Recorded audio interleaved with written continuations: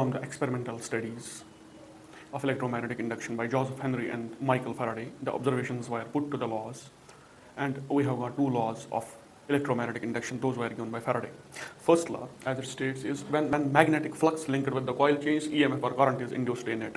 So for the induction of current, it is necessary that the magnetic flux linked with the coil changes.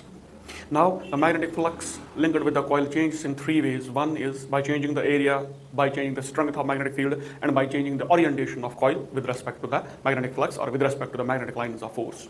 So for the induction of EMF or current, flux is not important, but change in flux is important. So first law deals with the fact that when there is change in flux, then the electromotive force or current is induced in the circuit. Now, the second law gives nature of that induced EMF or current that is produced in a circuit when magnetic flux linked with that coil or with that circuit change. That is the second law.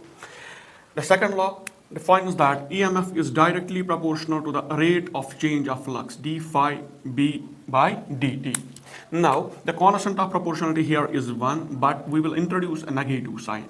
So E is equal to d minus d phi b by dt. Why the negative sign? Because when the EMF is produced by the change in the magnetic field, that EMF producer, the so-called EMF producer, opposes the change. So the minus sign. Now, if we will take the current, I is equal to E by R, as per Ohm's law, I is equal to V by R. If R is the resistance of the circuit, then that is equal to minus 1 by R d phi b divided by dt.